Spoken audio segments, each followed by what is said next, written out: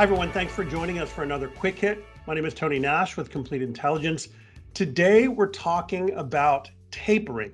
We're joined by Andreas Steno-Larsen and Albert Marco to talk about tapering. They've got some different views, and I really can't wait to hear them. Andreas, can you just give us a quick overview of who you are and what you do? Of course, and thank you for inviting me. I work as the Chief Global Strategist at Nordea Bank. So we are mostly a Nordic bank, but we have a presence in large parts of Europe, but also in the US. And I basically speak on behalf of the bank on topics surrounding global markets, and in particular bond markets, which we will debate also today, I guess. Right. Fantastic. All right, Albert, can you give us a quick overview? I'm simply a consultant for financial firms and high net worth individuals trying to navigate Washington, D.C. and what the Fed and Congress are up to. Good. Okay, very good. Thanks, guys. Before we go on, I'm going to ask viewers, if you could follow us on YouTube, please do. The more followers we get, the more we can offer you in terms of the viewers or viewership and activities. Let's get right into it. So, Andreas, I noticed you and Albert kind of in a Twitter fight last week about tapering. And that's what really drew me to this discussion. I wanted to give you guys a platform to talk through this. So help me understand, what is your position? Why do you think it's going to happen? When do you think it's going to happen? Well, I think tapering is right around the corner. And the basic reason is that I expect marked sequential improvements in the labor market in the US over the coming 2-3 quarters. If you look at it very simply speaking, right now, there are more job openings than unemployed in the US. I know I disagree with Albert on this as well. But in the old world, that would at least have led the Fed to turn very, very hawkish when they can see such a ratio between job openings and unemployed as we have right now. I basically have a case that once these extraordinary benefits, they will end across the US during September, then we will have an explosion in a positive sense in the US labor market. And that is exactly what is needed to convince the Fed of tapering. So my base case is a decision taken in September and then an implementation starting already in December this year. And I expect them to be done already during the first half of next year with the tapering process. So it's fairly aggressive compared to the scenarios I've seen painted by other analysts. That's really interesting. I just want to clarify one thing. When you say explosion in the US labor market, you mean more people coming into the market?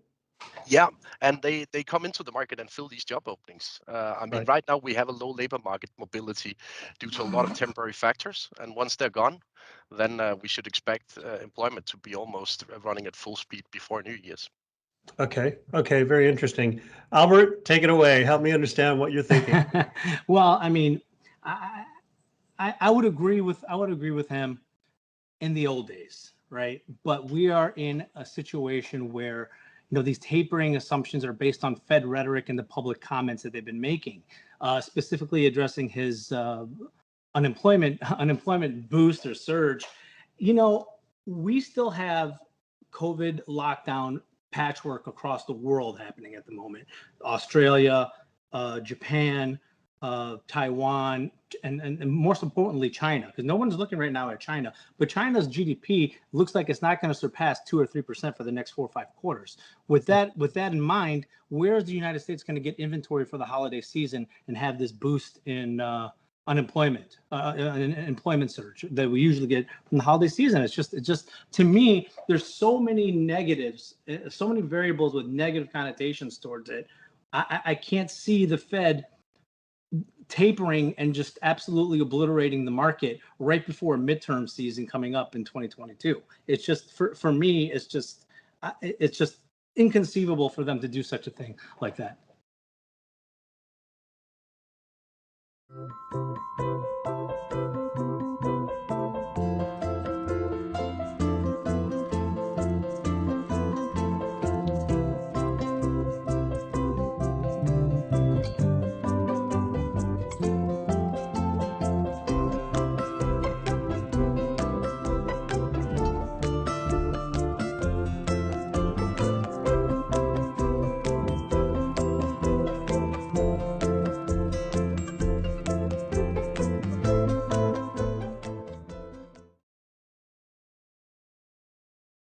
Okay. Understood. So, Andreas, what do you think? I mean, let's say it doesn't happen in September. What is the Fed thinking through, and what mechanisms do they have to use, say, instead of a taper? Are there other things they can do aside from taper that will basically bring about the same intended outcome? Well, I want to first of all address what Albert said on China. I perfectly agree with the view on China right now. China is slowing massively. Mhm. But I actually find it very interesting that the Federal Reserve is now even more behind the curve when it comes to its reaction function compared to earlier cycles, given that they want to see realized progress in labor markets and not forecasted progress. And we know that labor markets, they lack the actual economic development. So it's almost a given, in my view, that we will have a surge in employment over the coming couple of quarters as a consequence of what happened during the first half of the year.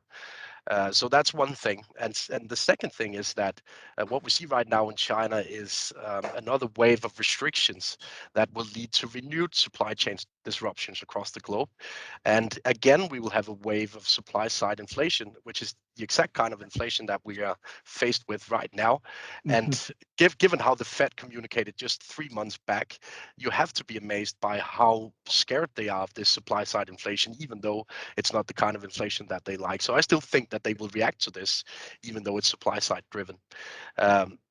What they have in sort of the toolbox ahead of September is obviously that they could hint that the interest rate path further out could be hiked. But otherwise, I think the most obvious tool is to look at the purchases of mortgages, since we currently have a situation where most U.S. consumers they are very worried or even scared of buying a house, timing wise, right now, as a consequence of the rapid rise we've seen in house prices. And I guess that's directly linked to what the Fed has done on mortgages. Yeah, I can tell you just from my observation here in Texas, where we have a lot of people moving in, house prices have taken a pause for probably the last 2 or 3 months, where things even 2, 3 months ago wouldn't stay on the market for like 3 days. We've started to see things on the market for longer. And so, I'm seeing what you're saying, Andreas, about the housing market. And the question is, can that stuff pick up again, and is it justified? So, Albert, what's your response to So- Andreas' statements? The best comparison that we have is the 2013 economy to today's economy. No one can sit there and argue that today's economy is stronger than 2013. And look what Tapering Tantrum did to 2013's market. It was an absolute debacle. Yellen was so put off by Bernanke's tapering that she refused to do it in 2015. And in 2017, when they even mentioned it again, the markets took a leg down. So with that, right, and especially with Andreas mentioning the word inflation, which is an absolute bad word to talk about in DC, tapering would have to have the Fed admit wrongdoing on sticky inflation. When have we ever seen the U.S. Federal Reserve ever take blame for something that's negative in the markets? They just simply don't do that. In fact, what I think they're going to end up doing is allowing a market correction late into the fall, and then unleash another $3 trillion of QE with Yellen and Powell to support the markets. So which would be completely opposite of tapering. Yeah, that's interesting. You have completely opposite views. Yeah. So Andreas, what's your view on the possibility of QE? I mean, is it possible?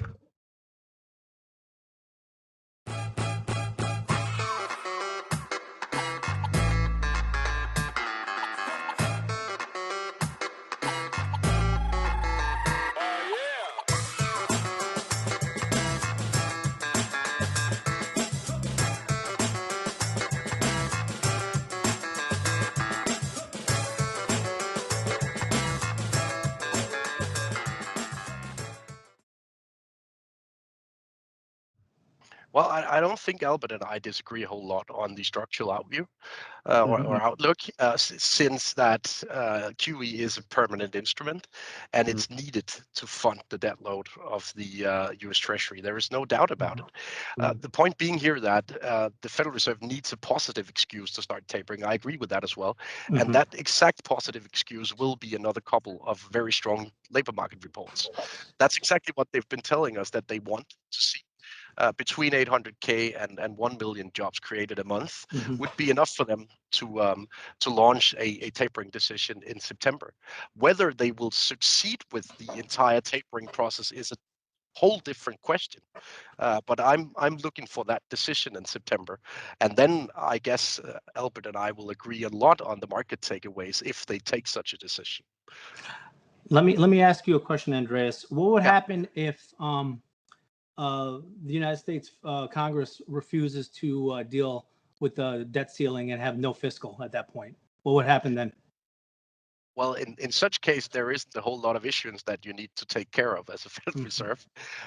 So, first of all, I'm not too scared of that scenario. I consider it very low probability. I'm interested if you have another opinion. I personally don't think it happens until at the very earliest November.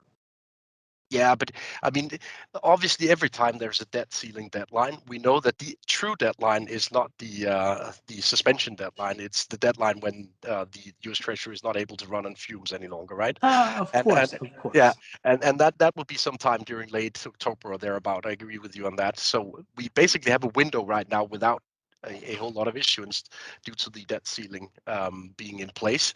And I actually think that's a decent window for the Federal Reserve to utilize if they want to start tapering, since there is a smaller issuance for the private sector to swallow in such case. Interesting. Okay. So now what else? What are you guys seeing on the corporate side? Are you seeing strength on the corporate side? I know we just had earnings season and they were very strong, but are you seeing a justifiably strong corporate position to start to taper? Right now, I really don't. I mean, the University of Michigan consumer confidence had collapsed. I think today New York's manufacturing index came in at 18.3, which was a stunning collapse in itself. You know, I personally deal with a couple of hedge funds, and they have been well behind the curve in returns right now. I think the best ones are sub 10% for the year. So they're going to have to move back into cyclicals, and they're going to have to move back into small caps to make up the difference before the year end. Just even discussing that option, it makes tapering, you know, even less of a likely outcome, just because it would roil the markets. Obviously, if you go long small caps right now into a tapering scenario, you will end up losing. I agree with that. That would be kind of the worst position to take. It's a high risk. Yeah, exactly. But otherwise, I have to agree that the corporate sector is more doubtful, I would say, than the US Treasury in terms of its tapering decision. I'm much more scared of the corporate debt load than I am of the US Treasury debt load. I mean, the state is a currency issue, so they can always get rid of such a scenario. But the corporate sector is in bigger trouble than the US Treasury into this scenario that I depict. Yeah, I completely agree with that one. Wow, we end on agreement. Guys, thank you so much for this. Thanks so much for your time. I really look forward to it. Andreas, I look forward to having you back. Albert, of course, we look forward to having you back. Have a great week ahead, guys. Thank you very much. And for all you guys watching, thanks for taking the time. Please subscribe to our channel, and we'll see you next time. Thanks very much.